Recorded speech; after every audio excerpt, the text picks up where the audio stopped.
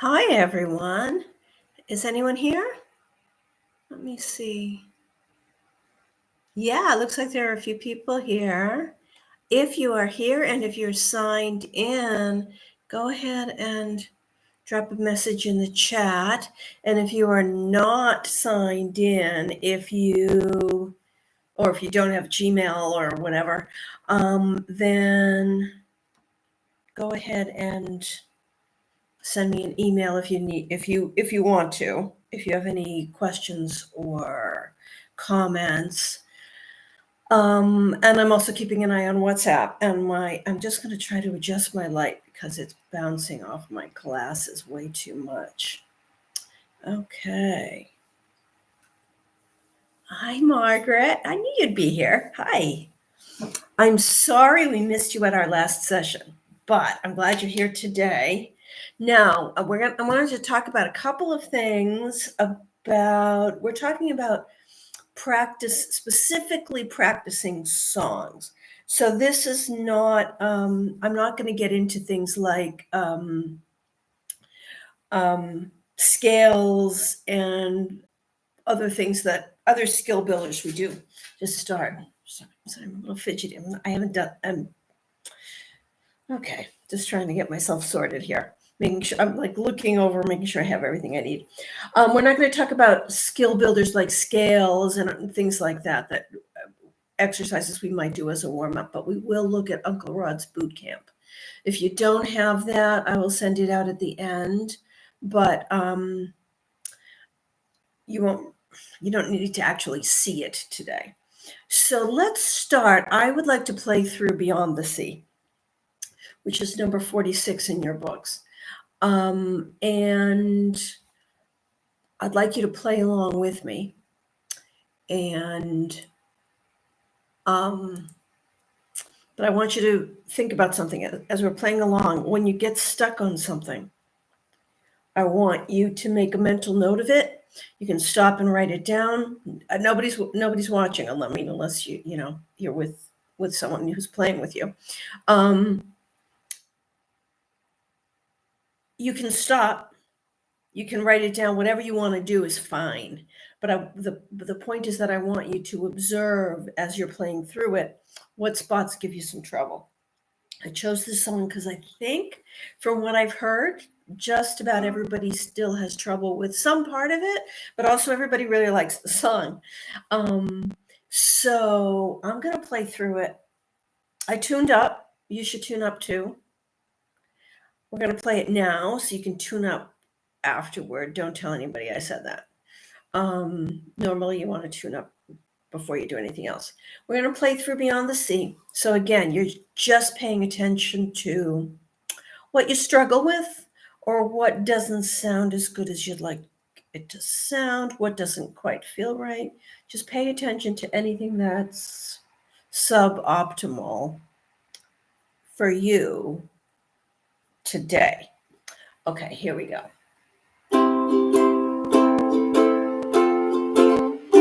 Somewhere beyond the sea, somewhere waiting for me,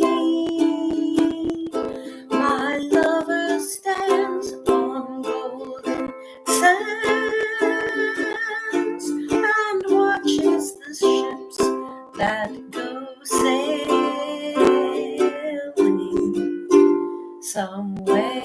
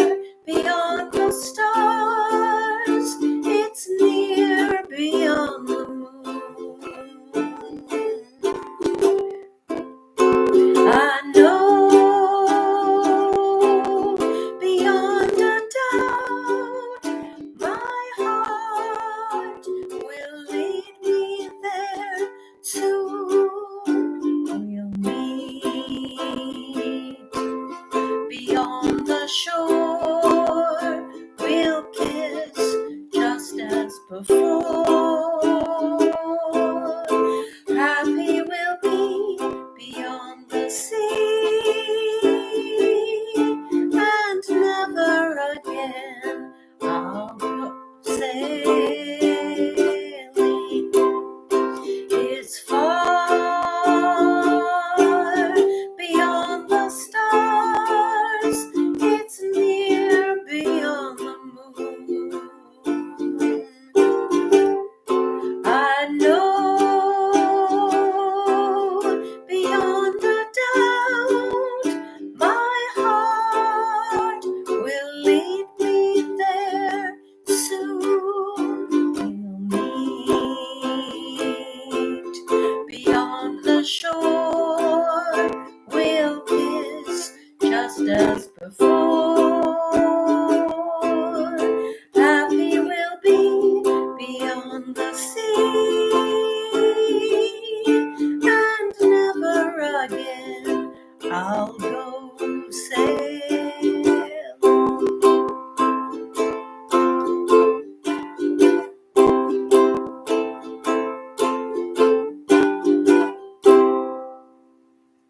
Okay, now you may have noticed I actually stumbled at a couple of points in there for a couple of reasons. Oh, hi, Ulf. Okay, Ulf is watching in Sweden. Okay, nice. And the reason I stumbled was because I didn't make a decision before I started which kind of D7 I was going to use. No big deal. That's fine. So there are a couple of reasons. I'm also not really warmed up vocally. So I didn't plan ahead for that. So these are the kinds of things that we're talking about today. Now, the reason I had you do that, Anya's here too. Great. Hi, Anya. Ireland, represent. Yes. Okay. So far, 3 countries. So here's the reason we did that. What I think is a good idea when you sit down to practice, and I'm talking about when you specifically have one song to practice. That's what today's about. Now, obviously, you're going to sit down with more than one thing, but maybe you're not. We're going to do one song at a time. So let's say you get home and you're like, okay, I really like Beyond the Sea. I don't feel comfortable playing it on Mondays in the group, and I'd like to make it easier. I'd like to sound better. I'd like for this to sound really good, so Lily will put it in our list the next time we perform. Anything, I don't know, whatever you're thinking. Now, to get there is you have to figure out what to practice first. Nobody's going to have trouble with the entire song. If you are, you still can't learn the entire song all at once. You need to break it into chunks. There's the old joke about how do you eat an elephant one bite at a time. Well, that's disgusting. Nobody wants to eat an elephant. But you still have to break it into manageable chunks that you can do one at a time. That's why when we do this song, I always talk about dividing it into 3 sections. We have the C, A minor, F, G7, which pretty much everybody in the group can do. I know we have some beginners, and even that can be a little difficult. You'll get there. So you can apply these to other songs. The songs you may be having trouble with are not as difficult as the songs other people are having trouble with. That's okay. So the first thing you do is give yourself a break. And we're here to learn. That we're here for a couple of reasons. The name of the group is Ukulele for Fun. We're here for fun. We want to make music. So we start by pinpointing where we have trouble. So let's say you have no problems getting through the first 4 lines. Well, the first 8 lines, because the first 4 lines repeat. So we're okay with the C. No, I'm going to back up even more. What are the elements to playing a song? I have notes. I made notes. I'm going to look at my notes because that's why I made them. Okay, so we played through the song. We're making mental notes of where we get stuck. What is most challenging today? Might be different tomorrow. like today when I all of a sudden was like, oh, how do I want to play this D7? Tomorrow, that might not be a problem. 4 hours from now, that might not be a problem. But right at this moment, I didn't remember how I wanted to play that D7. We can only work with where we are at a given moment. If I were on my own and I were playing it, I would have stopped and I would have gone back. I would have made a quick decision. I want to play the Hawaiian D7, or I want to play the Bard D7, and gone back and started over. It might be something as simple as that. That's not an issue. You just stop, you go back, if you do it again the way you wish you had done it the first time. Okay. Now there are three main elements. Is that right? How many elements did I feel? Okay. Well, 3.5. So we have chords. We tend to focus a lot on chords. And rightly so. That's the thing that makes ukulele different from other types of instruments. That's kind of the thing that is unique enough to ukulele. If you play guitar or mandolin, you're learning different chord shapes. You make your chords differently. Even if you play baritone, hi Vic, if you're here, you make the chord shapes a little bit differently, normally, in general. So anyway, chords, that's element 1. Element 2 is rhythm. Okay, rhythm is basically how we count it out. Count out the 1, 2, 3, 4. The third element, and I'll say rhythm and tempo. They're kind of related. The playing of it, and using that for lack of a better word, strumming. We can call it strumming. Sometimes it's snapping, sometimes it's knocking, sometimes it's picking.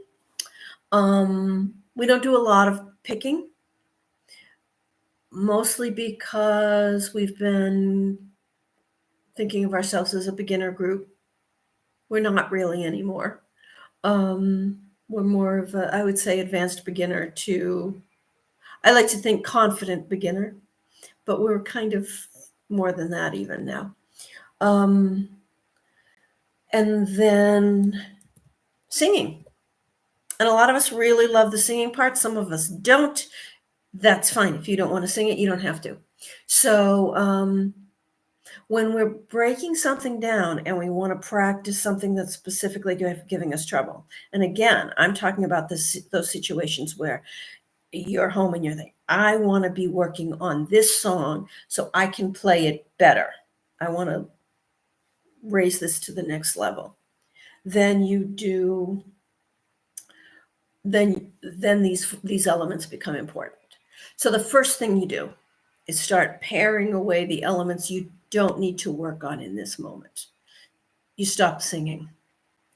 That's usually the first thing. We're not a singing group. We're a ukulele group who sings. If we're performing, obviously the singing is a very important part of what we do. And singing is really fun. So, but we can't do everything at once. So we're going to drop the singing right now. So tempo. Let's talk about the tempo. Well, okay, this is a pretty easy. The strumming we'll get to in a second. Let's talk about the tempo. We're going to slow the tempo way down. We're going to pick out that part that we do that's the hardest for us to do. Let's say it's the "We'll Meet Beyond the Shore," which is a little bit challenging. So we're fine with the, no, I'm sorry, the wrong line. I meant it's far beyond the stars. Okay, so we're fine with somewhere. We know this. C, A minor, F, G7. We play that in numerous songs. That's a very common chord progression. We play it in All I Have to Do Is Dream. We play that a lot. So let's say we're fine with the first 2 verses, but we really get stuck on it's far beyond the stars.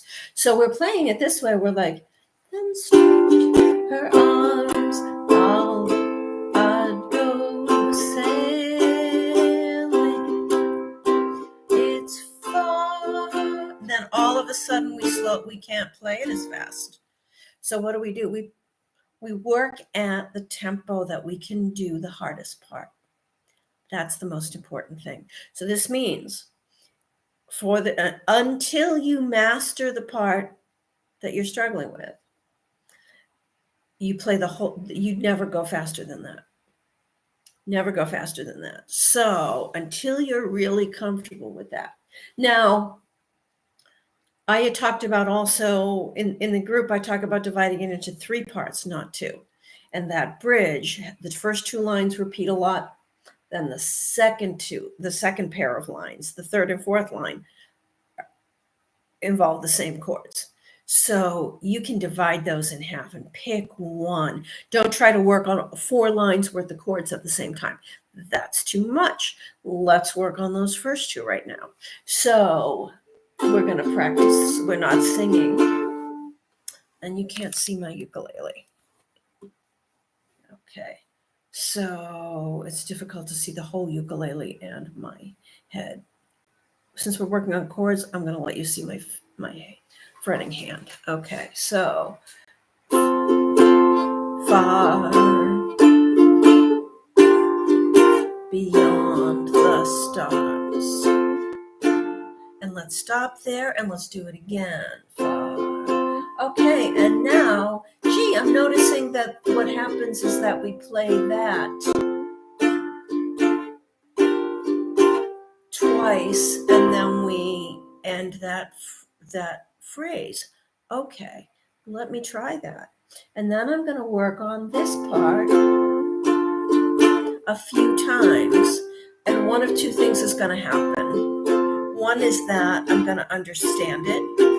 And all of a sudden, it's not that difficult. 2 is I can understand it, but I still can't play it. Maybe that G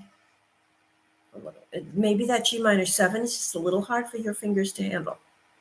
Could happen. It's a mini bar. A mini bar. I like that. So it's a mini bar chord.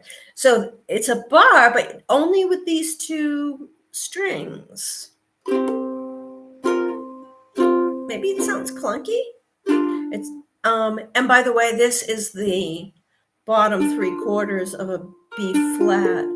So when you get it, it'll help. Now, I find it doesn't happen as much as it used to. Used to be every 6 months or so, my B flat got lazy. Okay, it wasn't the B flat that was lazy. We're going to call the B flat lazy. It was me. And I would need to, about every 6 months or so, go back in and practice a B flat. So I'd find a little chord progression with a B flat in it and just keep practicing that till my fingers might have gotten a little weaker because I had been getting lazy. So you might need to do that a little bit. You might need to take a little time because when you're doing a bar chord, you're using very small muscles that you just don't use very much.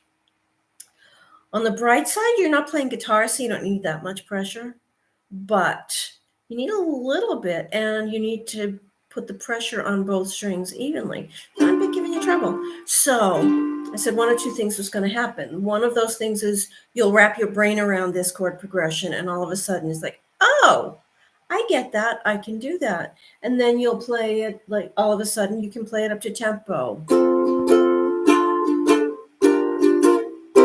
Or like, I still can't do that. Oh, I don't like that. So then you keep working on that. And you might need to break it down even more so that what you need to work on is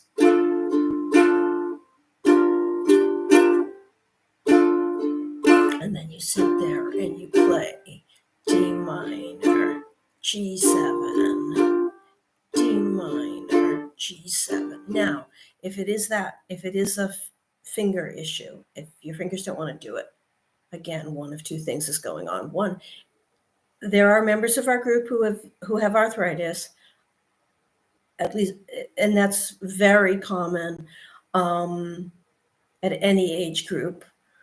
So if you have arthritis, don't hurt yourself.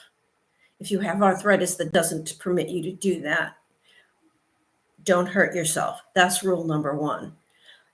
If you can physically do it, but you're just a little, your finger's not in shape. And practice that a few times, just like I was doing here.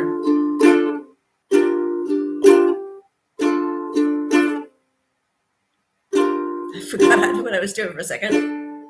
Okay, do that a few times and then stop. You can't force muscle memory. You can't force yourself to build up muscles faster. You need to do it a few times and then stop. 2 to 3 minutes is plenty. Now, so that's what a drill looks like. Another example would be your my own Iona when we have the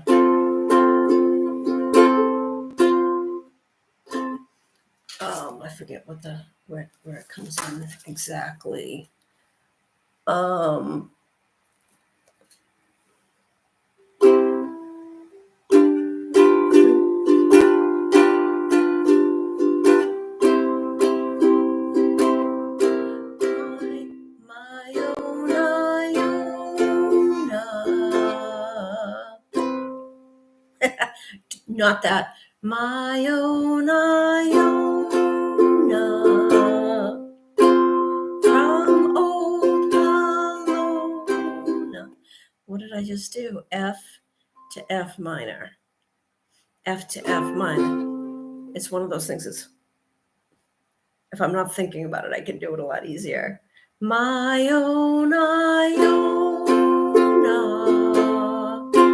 From old Palona.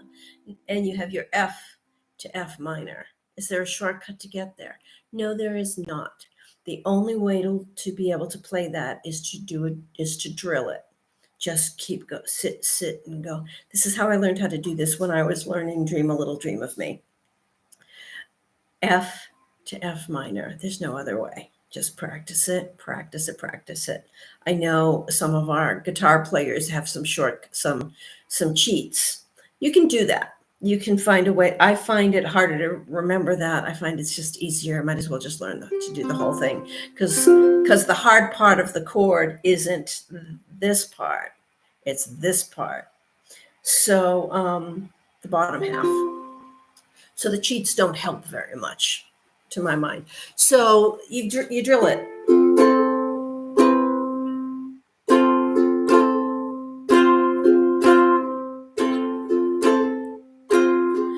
And you drill it without strumming. So let's go back to Beyond the Sea, but I wanted to show you that because this works for any chords any chord progression you're having trouble with. So let's say that the part you're having trouble with is the D minor to G minor 7. Well, how do we practice it? Just like I did. Okay, so you saw me figure out how that's where my stumbling block is. Might be easier. I mean, I'm talking through this process. You may be able to figure out very quickly, this is the chord change, the chord transition that's hard. It's normally not the chords that are hard. It's almost always the transition to the chord that's hard. Practice it this way.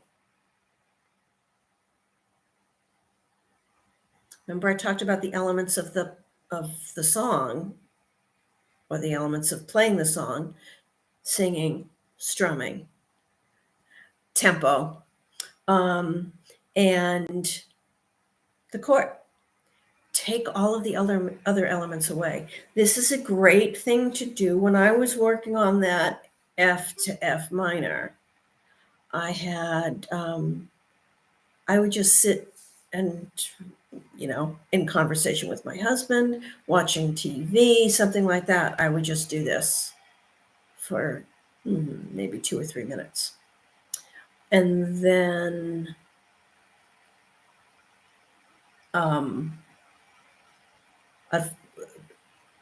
it kind of got into my fingers. I'm talking about this like it's a really, really long project.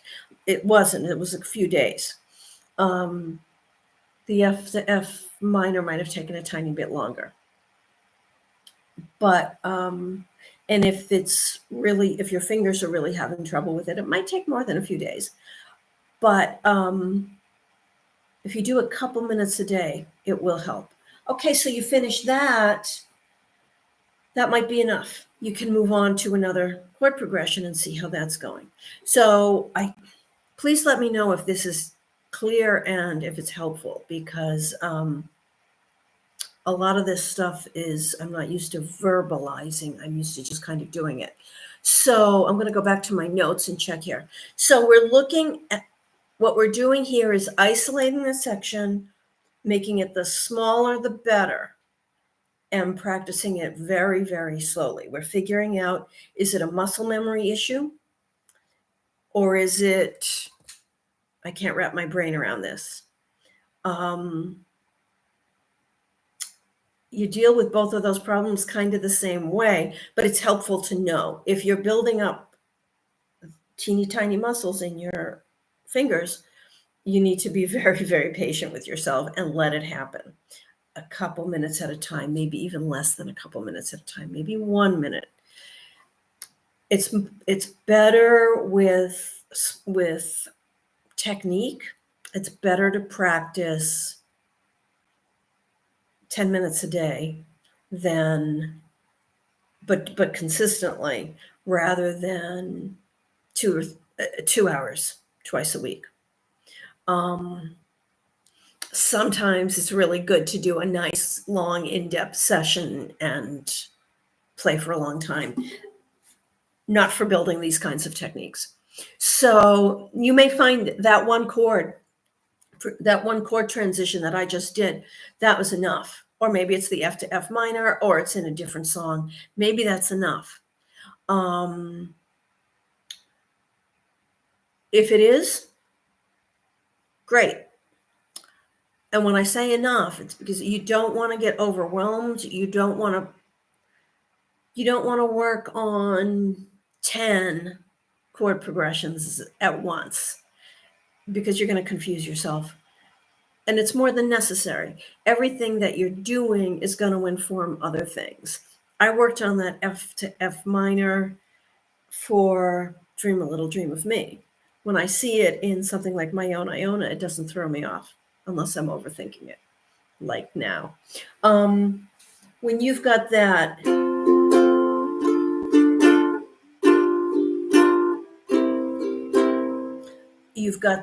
D minor to G minor 7. Well, as I said before, the G minor 7 is almost the B7. Okay. So if you're in G minor 7, well, look where my finger is. All I have to do, it's right there for a B flat, which we're not doing in this song. But gosh, now you're doing a B flat, which is not an easy chord. We don't have a lot of B flats because it's not an easy chord. It's easy once, everything's easy once you know how. Okay, so you are struggling with the F to D minor to G minor 7. Okay, so you're going to do this. F, D minor 7, G minor 7. Maybe do one at a time. Make sure you've got the F to D minor down. It's hard to see my finger moving. Can you see that? So practice that. It's not a motion that it's not a big motion, so I don't want to exaggerate it too much. Now, I can feel that in my fingers. So you might need to build up a little bit of muscle to get that comfortable. And I'm sensing for the F to D minor, because that's such an easy chord change, it's really just adding a finger that's right there anyway. It might be a coordination thing where your finger wants to hit the fretboard too soon, so it's harder to control it. This is good for that. Practice just like this. 1, 2, 3, 4, 1, 2. I think you can see my finger. 1, 2, 3, 4, 1, 2, 3, 4. Get that first. Then add the G minor 7. 1, 2, 3, 4, 1, 2. 1, 2, 3, 4. Now you are going to have the C7 after that. I'm counting through it. Don't worry about that. One at a time. F, D minor, F, D minor. When that starts to feel more comfortable for your fingers, then you can add the G minor 7. So those are the ways to practice those skills. Now you can use this same principle if we're doing something like The Lion Sleeps Tonight or Love Potion. We've got our strum 1 and 2 and 3 and 4 and 1 and 2 and 3 and 4 and 1, but you slow it way down. But Lion Sleeps Tonight has that marked out, has the count marked out, so you don't even have to look at it. Just go to C. You're working on the strum. When you're working on the strum, it doesn't matter what chord you're playing. You don't have to worry about that. One thing at a time. 1 and 2 and 3 and 4 and 1 and 2 and 3 and 4. And you do not play the song faster until you can do that without having to think quite so hard. You'll still have that count running in your head, but you won't have to work quite so hard at it. So that's how you pinpoint problem areas and how you work on them. That's really boring. That's not a fun way to practice, but it's the way that works when you're building a skill. Now, and it might be a bigger section. It might be, let's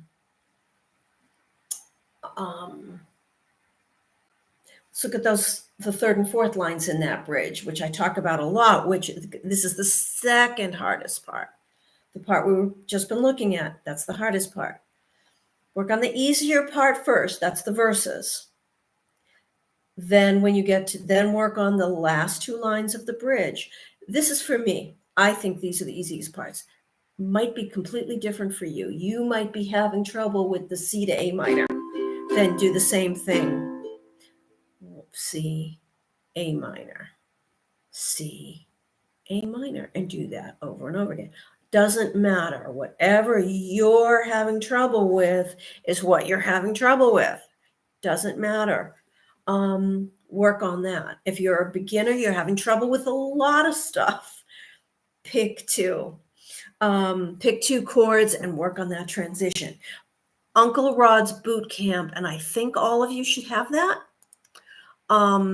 has a lot of these chord sheets, and practice sheet number 1, key of C, does this.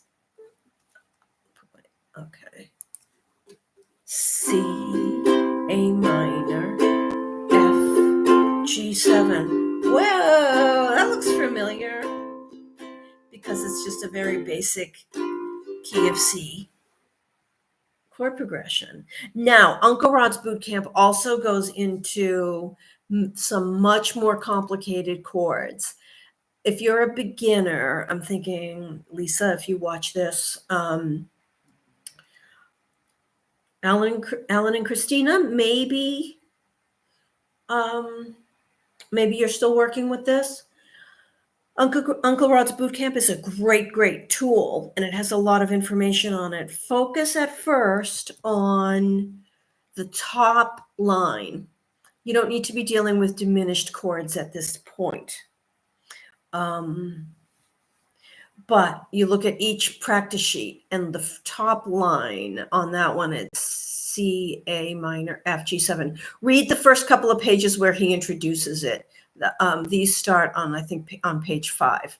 Practice sheet 2 is the key of F, which is, let me know if this seems familiar. F, D minor, B flat, C7. Does that look familiar? F, D minor, B flat, C7. So these are a great exercise if you do want an exercise. And what I mean by does that look familiar is, except that it's a G minor 7, which you find on the second line on Uncle Rod's practice sheet 2. It's what we just played. So Uncle Rod's is great for a warm-up or something like that. The top line is the most important. But look down and see if there are other things that are familiar. No. Okay, so that's if you don't have Uncle Rod's boot camp, please let me know and I will send it to you afterward. And that includes if you're watching the replay, just send me a message and let me know. And I will email that to you. So, or WhatsApp, whichever you prefer. Okay, so that's that. I'm taking way more time than I want to with that part, but this is the meat and potatoes. And then when we get to, I'm going to go over just some general best practices when we're done. Okay, so remember too, now, if you finish that, next time you go to play through the song, match the tempo that you do the entire song to the slowest part. Don't play like it's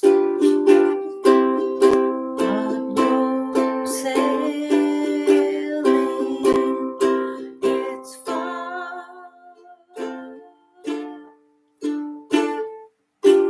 Don't do that. You're not adding the singing until you're really comfortable, so you don't have to think about the chord progression. I'm just doing it so you know where I am in the song. The other thing is I keep talking about the elements of the song, leave out the strumming. So you're practicing it this way. Maybe you want to practice the whole song without strumming so you can see if there are other places that you didn't notice you were having trouble. Sometimes things don't come up until we isolate them. And when they're on their own, you're like, oh, that doesn't work at all. So that's something you can do. Leave out the strumming until you're really comfortable. Margaret, I think that would help you. Practice silently. F, D minor, G minor 7. When you're ready, add the C7, but notice how they relate to each other. So you notice too.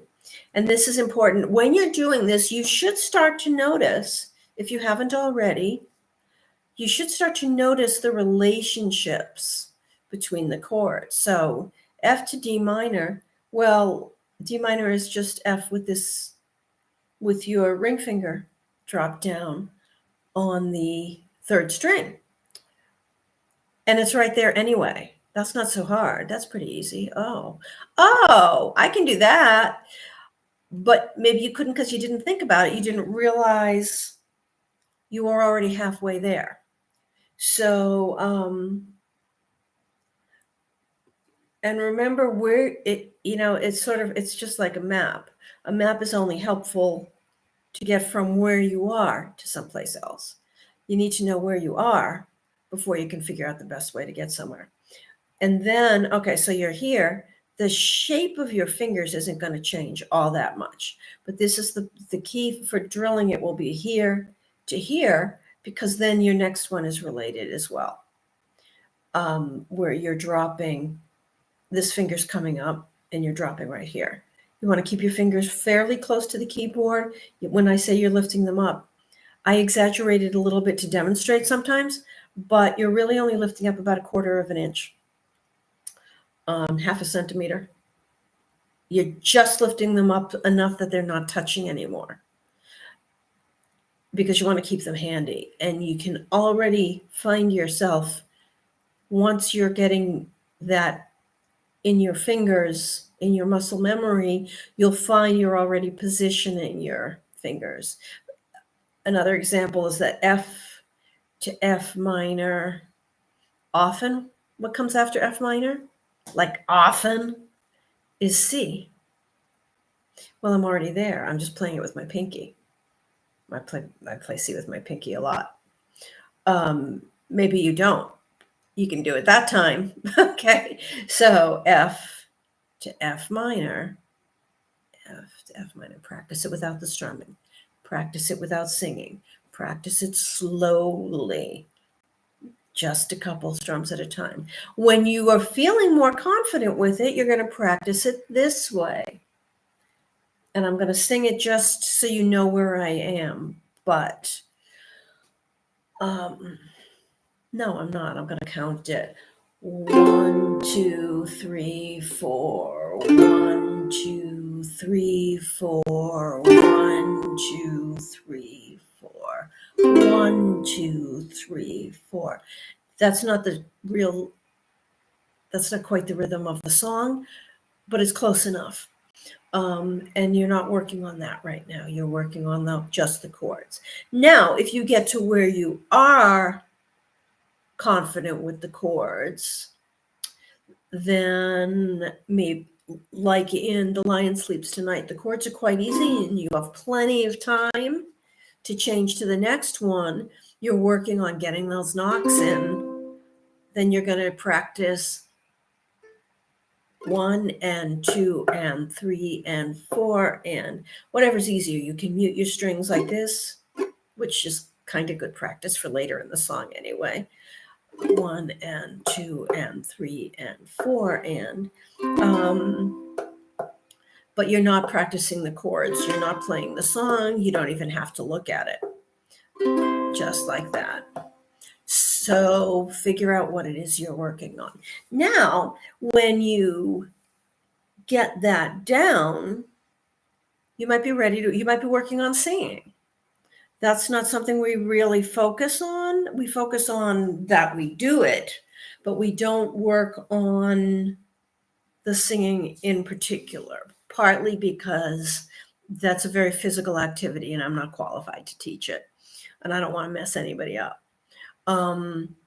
But when you can practice that separately.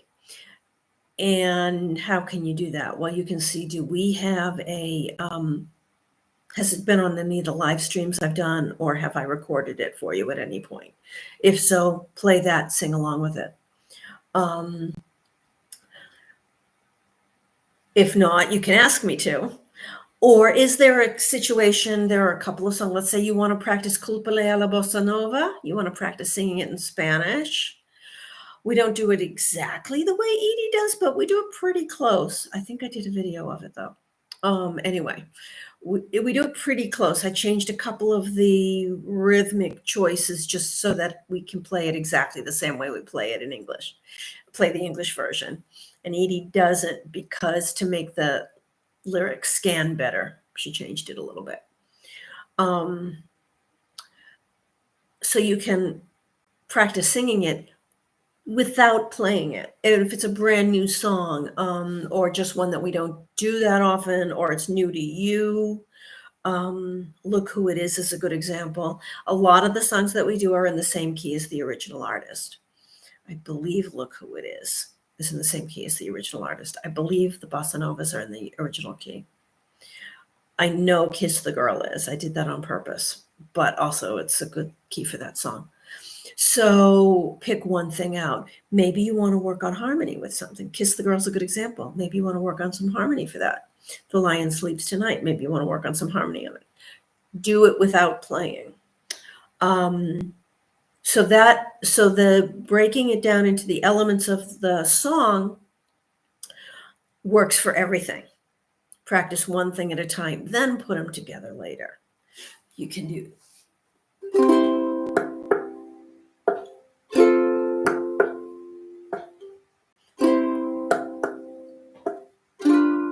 You can add the chord progression when you start feeling comfortable with that. So this is about choosing your battles. So, and that's why I said this was about specifically practicing a song. You can't do this for more than one song. But see what you're learning. And the things that you learn, those little drills will help you with other songs, because those chord progressions will come up again. If you look at Uncle Rod's Boot Camp, there's a reason that the same chord progressions keep popping up. And as you're playing those first lines of particularly C, F, and G, which we use quite a bit. We use D occasionally, I think, but pretty much all of them. We don't play E a lot. Ukulele players don't like E. It's hard to play on ukulele. You'll notice that those chord progressions pop up a lot. There's a reason for it. So if you've been working on the C to A minor to F to D7, well, you've got a lot of our songs pretty much down. If you get that, not if, when you get that F to D minor 7 to G minor 7 to C7 down, we don't use that quite as much, but it does come up in a lot of songs. And maybe you play songs that we don't do in the group. So I would like any of you who have questions or comments, if this is helpful, if there's anything that you wished I had talked about, but I haven't, let me know. Okay, so, and while you think about that and maybe type a message, and in fact, I'm going to check my email to see if anybody, no, okay. Looks like everyone's going with WhatsApp or messages here in the chat, which is great.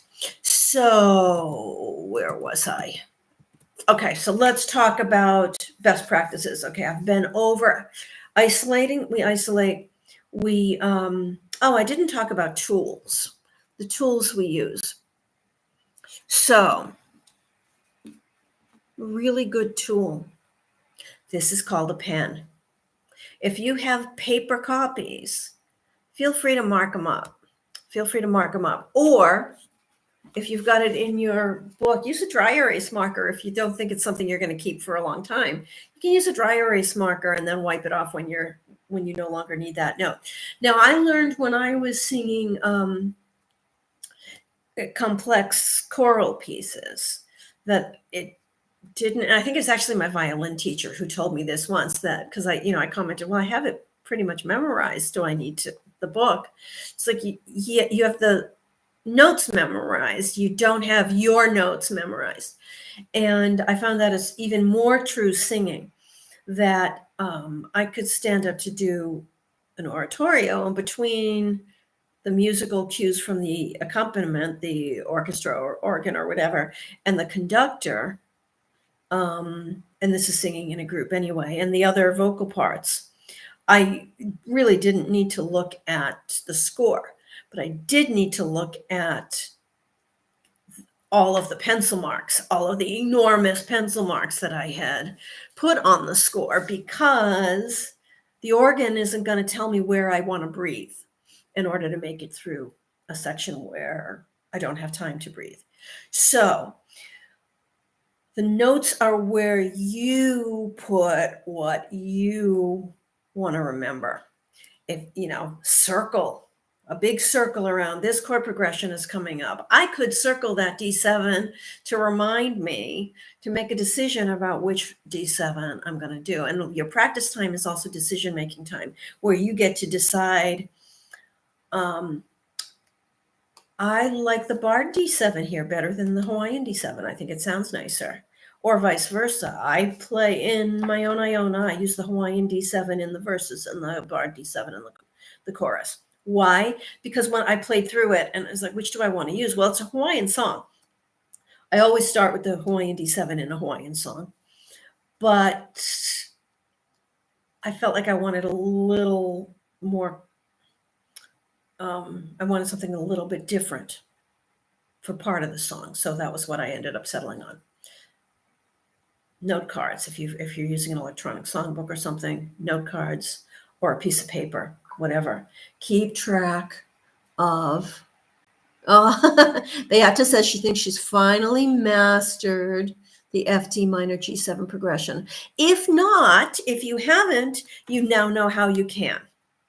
So, and we didn't even talk about the next one because we don't have to anymore, right? We didn't talk about the G to E minor 7 to A minor 7 to D7 because now you know how to do that on your own.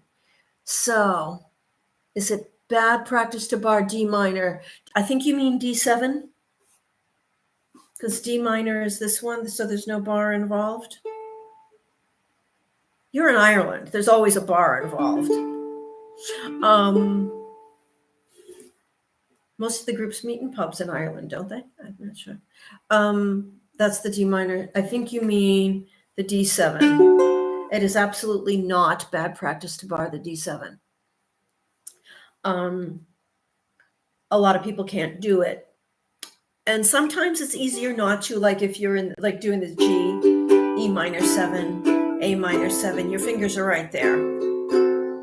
A lot of times in this, I play the Hawaiian D7 when I'm with the group because I'm showing you how to do it. And that's why, like today, I forgot. When I'm playing through it on my own, I think about it before I start and decide, how do I want to do this today? So no, it's not. And a lot of times, it's not bad practice. A lot of times, it's great if we have some people in the group doing Hawaiian and some people doing Bard. That just gets us a couple extra notes in there, which is cool. That gives us 2 extra notes. So I'm all for that. And they go together. They work together. So that's absolutely fine. Now, okay, we're talking about tools. Your tuner. Tune up first, because sometimes if it sounds really terrible, it's because you didn't tune up. If you have a new instrument or new strings, or the weather's changed on a ukulele, that affects your strings. I walked out when I lived in Switzerland. I walked out on my balcony when I heard my husband come home, and I was stepped outside, and I was still playing. And in the living room where I was playing, it was very warm. I walked outside; it was very cold. My ukulele went out of tune like that, like badly out of tune. Like, whoa, my strings did not like that weather change. That's a dramatic example. So we're getting into warmer weather now. We had a lot of rain for a while. Keep an eye on your strings. Make sure you're tuned up. Just because it was tuned up yesterday doesn't mean it's tuned up today. Once your strings settle in, they don't change quite as dramatically. And when you change strings, it does take, I'll say, up to 2 weeks for them to stretch into shape. If you have a brand new instrument and you did not get it from a reputable or from a dealer who knows ukuleles, it's very possible you have a problem with the instrument. We're not dealing with that today. Tune up first so you know what you're dealing with. You can use your tuner on here, on your phone, or there's a site I like on my laptop. I haven't used it in a very, very long time. So I'm not sure where it is, but it has a tuner and a metronome on it. So I have my tuner here.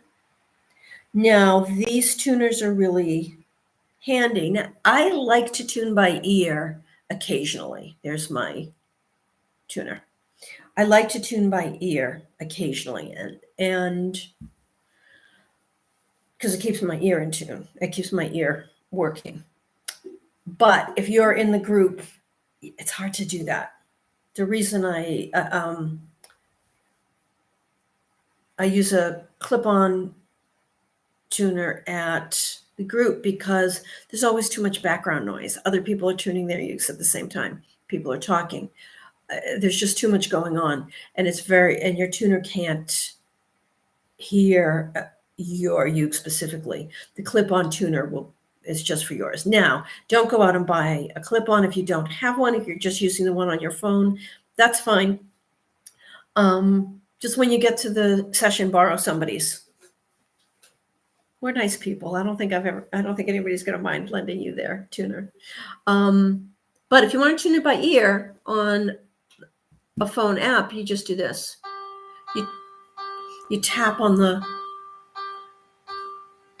can you hear it? Tap on the little, you can't see it on there.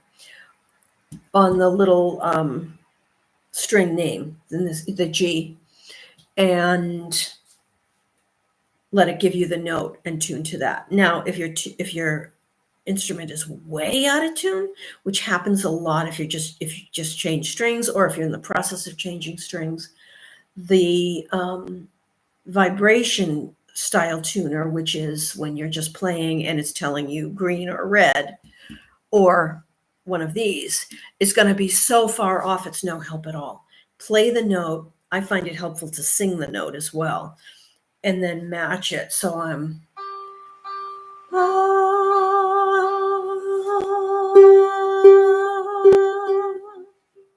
tiny bit flat, and match it that way. If you're way out of tune, go that route. Just the vibrations will not help you. You are not doing anything wrong. It just doesn't know where to go. It's too big. It's too big for it to deal with. So play the note, but if you tap it, it'll play it. That will not work with this. So that works on a phone app. But every now and then do it by ear. Play the note and match it. It's good ear practice. The other thing that you will want to have is metronome. Metronome.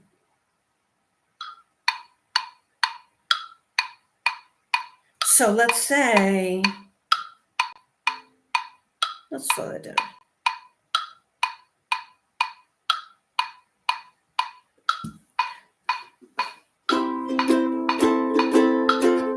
Whoa.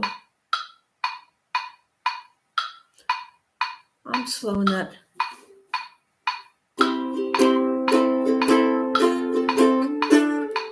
Okay.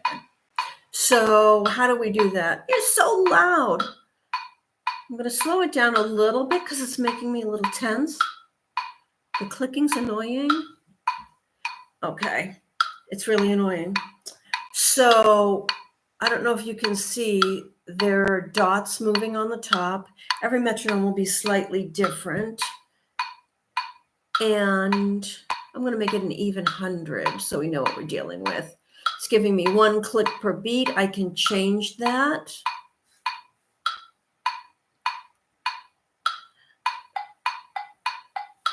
So now I'm doing two beats, 2 clicks per beat, but I'm going to slow it down a lot now. I'm going to slow it down to 80.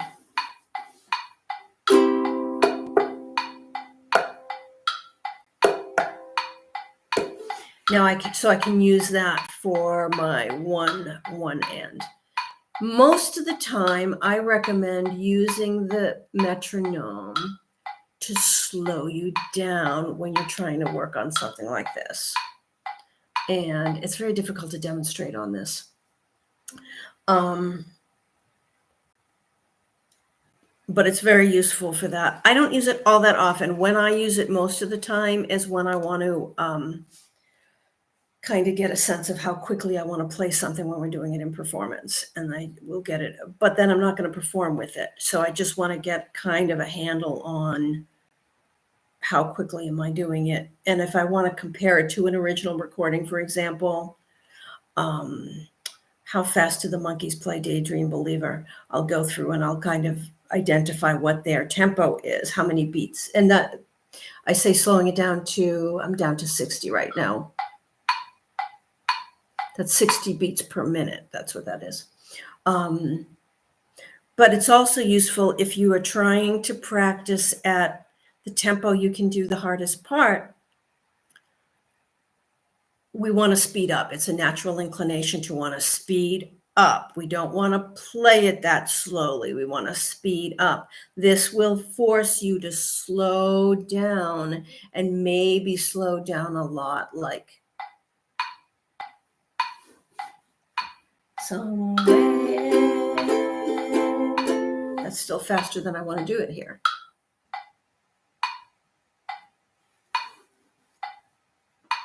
Somewhere beyond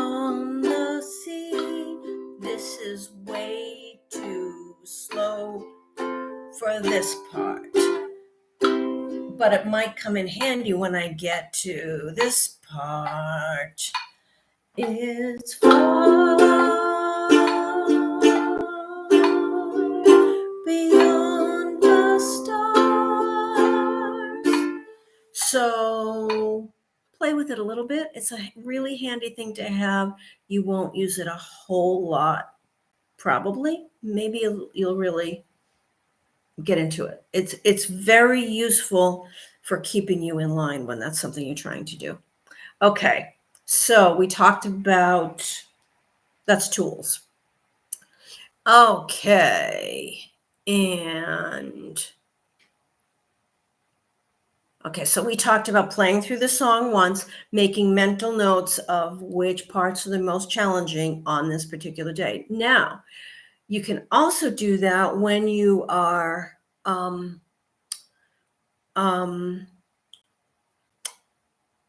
when you're in the group, when you're playing through with the group.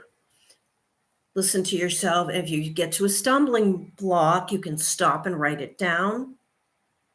You can stop and kind of think about it. You can stop and listen to how it sounds when the group does it. You can stop strumming and just finger the chords until you feel really comfortable with them. And you're making, if you stop strumming and just do the chords, you'll kind of be cementing in your brain, okay, when I get home during the week, I want to practice this a couple of times. So that process can also happen when you're in the group. Obviously, you can't slow the group down to the hardest part for you. If everybody in the group says, we're all having trouble with this one part, I will slow it down and we'll practice it. So you can, that's not a problem. But most of the time, you can't control the tempo of a group. If you're working with a different group that's bigger, then that's probably not going to happen. And it may be, and that's fine. Most of the time, we only play the song once at a time. So just make a mental note of what happens when you play it. Where do you have trouble? And do this with all of the songs. It's like, oh, okay, that song really is way harder than I thought. I thought Dirty Old Town was super easy, but turns out I'm having trouble with that such and such. I don't know. I'm just picking a song that I know everybody can play pretty well. So, and again, each day might be different. So it might be a lot easier tomorrow than the day after. It's not a linear thing necessarily. So go back to it a little more than you think you need to. Okay, so that might be enough practice for one day. Just picking out, oh, okay, Beata found that I was having trouble with this chord progression, so was Margaret. You're both practicing it. You both decide, you know what? I've been working on that for 8 minutes. I am done. My fingers are tired. What do I do now? Well, you can do a number of things. You can stop. You can practice more than once a day. Nobody said you can't practice more than once a day for short periods. But that's possibly enough. So, and remember what I had said earlier, it's better to practice for 10 minutes a day, maybe even 5, than to practice for an hour or 2 hours once or twice a week. Now, when you're finished, if you decide you want to go back and play through the song, remember to leave out elements as needed. Play slow. Don't play it at tempo and then slow down for the hard parts. Play at the slow tempo. You're still doing that. If you make a mistake, stop, do it again correctly, then move on. Practicing wrong basically teaches you how to do things wrong. And it's very, very hard to correct that when you've been practicing something wrong. Don't just say, all right, I'll clean that up later. With certain elements that you're not working on. And we do that a lot. Like if we've got an ending for a song and I'm not quite sure how we want to end it, it's like, all right, we'll deal with that later. You can do that, but not if it's a piece that you need to get right. And if you're working on this specifically to get something right, you can worry about how you finish the closing vamp anytime. But you don't want to learn stuff wrong. You can put off a decision, but you don't want to learn things in a way that isn't right. So that's kind of important. And when you're done, play something you love, play something fun that's either easy or that you're just not working on right now. But play something that is not going to be too much work. Play something that you just really are going to enjoy. And because that's why we do this. Now, there is a difference between practicing and playing. And my husband often asks me, when he's going out, saying, "Are you going to practice?" It's like, no, I'm just going to play. And to me, that's a distinction, because practicing means I'm identifying problem areas and working on them. Playing means I'm exploring, and also I'm having fun. So I might try some songs I don't really know. I might practice some song. I might play through some songs that I am working on, but I just kind of want to connect with them without putting a lot of work into them. I have a couple of songs that are very challenging arrangements that I need to work on a lot, but every now and then I just want to connect with the song and play through it. So I'll go a little slower than normal, and then I'll just throw caution to the wind and play it even if it isn't good. But I know that's what I'm doing. So I'm just kind of connecting with the song. So it doesn't have to be something you play really well, but just play what you want to play for a few minutes without feeling like you have to work on it. And I think I would say make that a third of your practice time. And if you want to do entire sessions that are just playing songs you have fun with, that's absolutely fine. Any playing helps. Any playing will make you better. But these exercises are the things that will help you with problem areas that and elevate you to a higher skill level. But play something fun. Play something you enjoy without worrying about anything, without worrying how you sound, without worrying if you're doing it right. Don't worry about anything. So do that. Now, I want to wrap up, and I am getting ready to wrap up. So if you have any questions, now's the time. I went a little longer than I intended to. So I hope I wasn't too long-winded about some of these things, and I hope they were helpful. So what do we do in a group session when it's a song we're working on our own, like Beyond the Sea? Or let's say Love Potion number 9, you're working on, I almost knocked my ukulele over. You're working on this part. And you're not great at it. But you've identified in Love Potion number 9, this is the part I'm struggling with the most. Now, Love Potion number 9, we're all learning, so you kind of have an out there. And remember too, with that particular song, you've got the chords are not the problem. The problem is, I'm just looking if you have that F to G to D minor. No.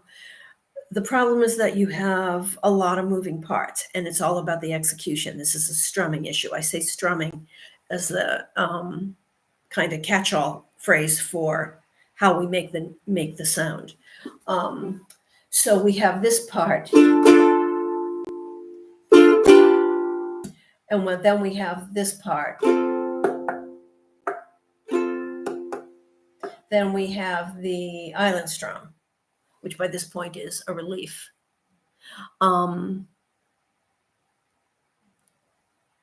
Okay, that's great. Margaret's saying she's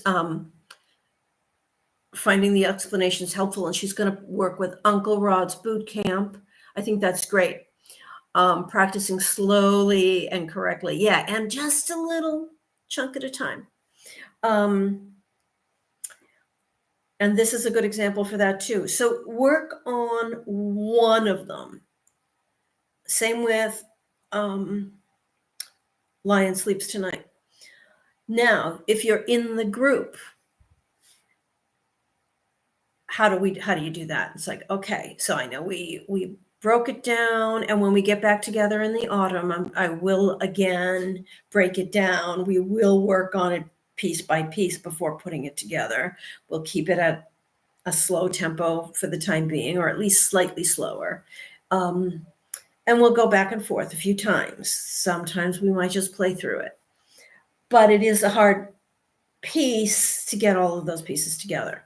So if you are not comfortable playing the whole thing at the tempo the group is doing it, one, drop out the singing. First thing, drop out the singing. Two, choose one section and focus on that.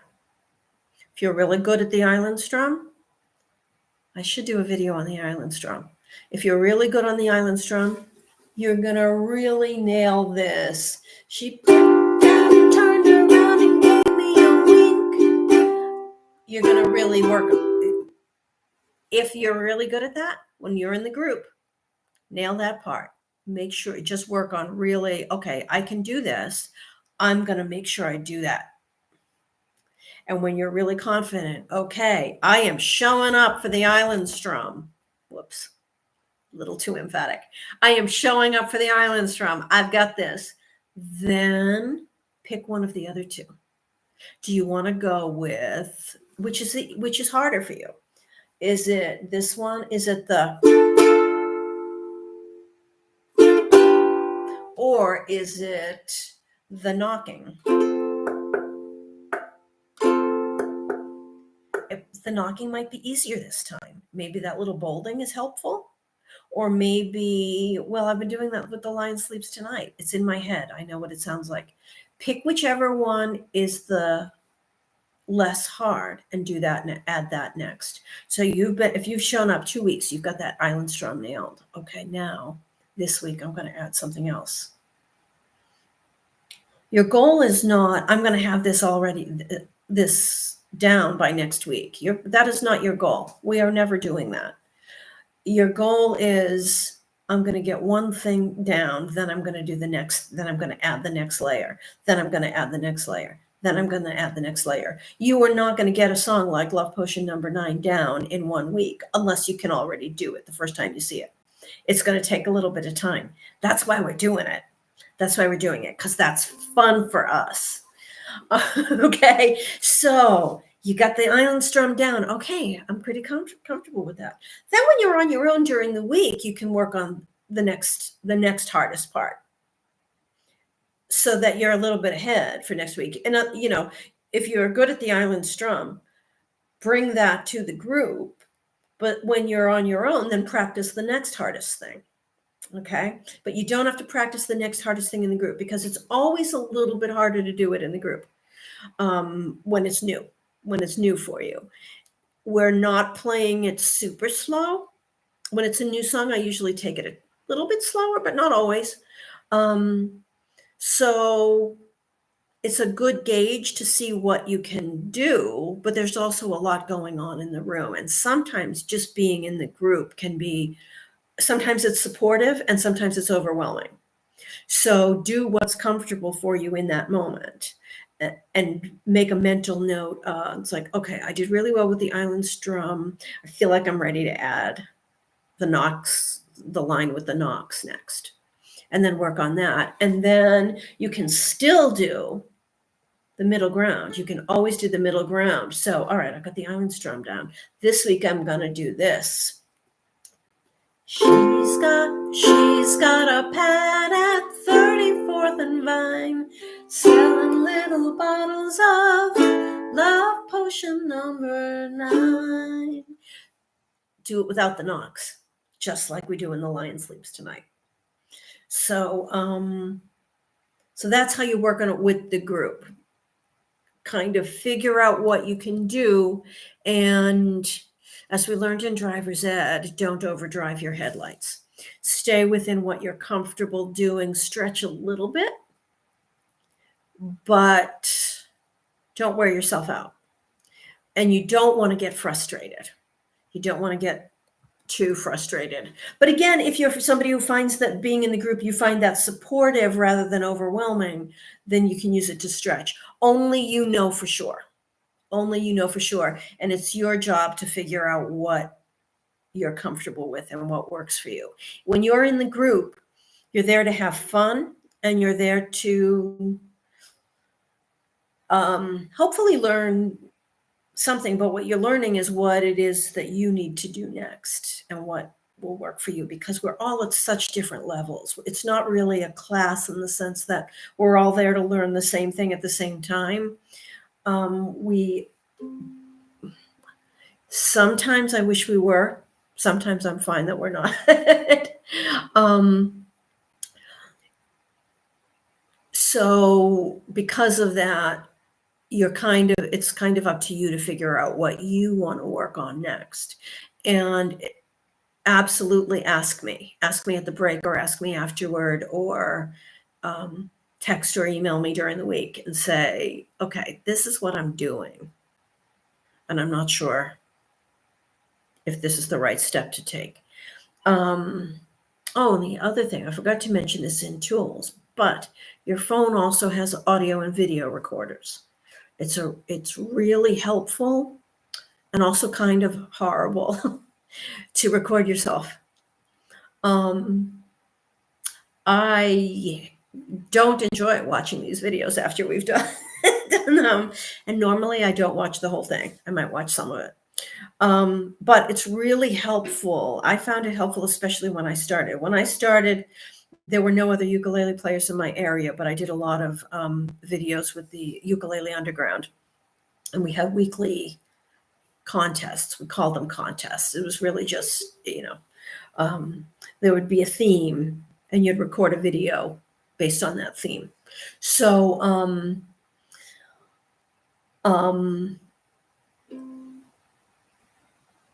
but it really helped me. It helped me kind of get over myself, for one thing, because, I got better at being able to watch myself without being, like, helped me to kind of understand what I sound like, so I could get over that as well, because you will sound different on a recording than you think you sound.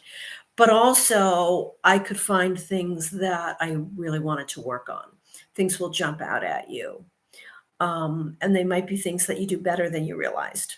Sometimes surprises are pleasant. But it's really kind of a good way to gauge things, gauge where you are. You can do a recording of yourself just singing it and then play along with it, because that might help you keep your place in the song. Whatever you want to do, it's a tool that you can use in any number of ways, but it's a really good way to kind of see what you're really doing and not just what you think you're doing. And if you're doing a video, you can also do it, put the camera right on your hand so you can see what your hand is doing. Okay, I hope that's helpful. I'm going to check my notes and see if there's anything I left out. Let's see. Okay. Oh, yeah, I had a big note about knowing your limits. Know your limits. Okay.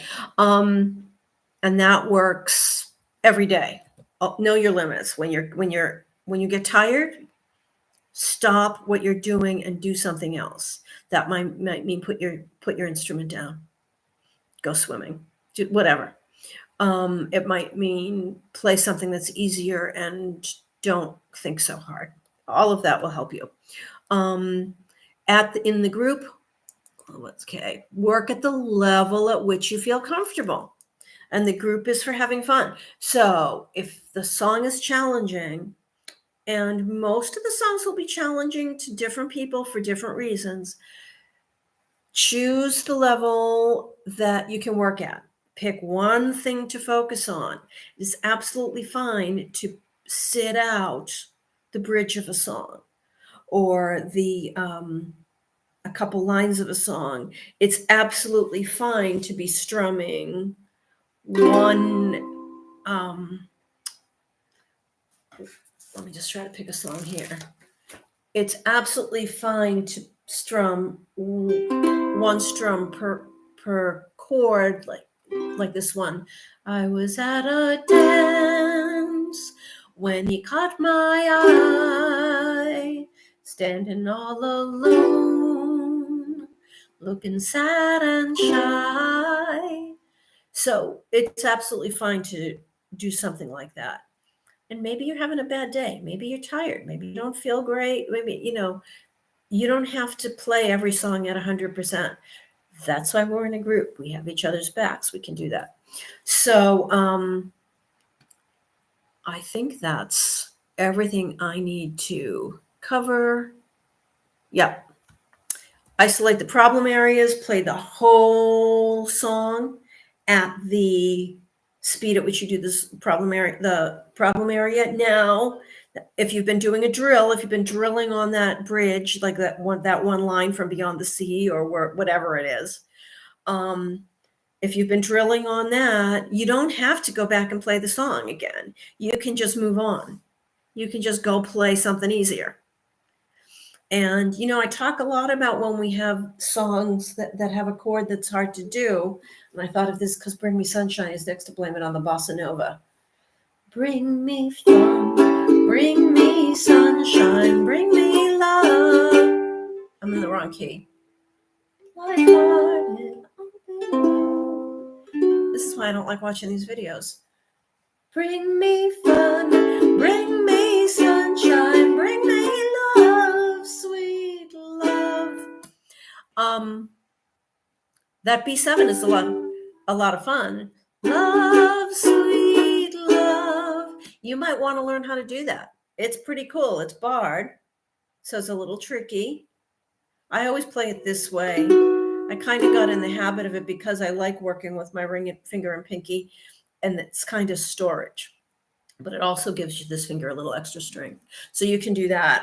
But it's also fine to sing, bring me love, sweet love. Just like my own Iona, you can just go right. You can skip the F minor and just go right to the next chord, which I think is, it's C. My own Iona. That's not right. No. Just skip it. You can skip. If you have one chord that's really tricky, you don't have to learn it. You certainly don't have to learn them all at once. Okay. All right, Margaret has to go. We should all go. I'm like 20 minutes longer than I wanted to be. I apologize for that. I hope it was helpful. And I see that you're still here. We still have same number of people we started with. So it looks like everyone's still here. So I hope that means you got something out of it. You're very quiet. Just trying to make sure I covered everything. And that's absolutely fine that you're quiet, as long as it's helpful for you. So please let me know if you have any other questions or if you need some suggestions for how to break something down and take out the chunk that you can work with. Okay? And thank you so much for your time. I will see you, probably do something over the summer. I'm going to work on a tutorial for Love Potion number 9 in the next week or two. When I finish up with school, I plan to do something like that so that you can practice with it, with the way we play it. I think that's it. Okay. Keep me posted. Let me know how it's going. If you need help, I'm here. Okay. Take care. Bye, everyone. Thank you. Mahalo.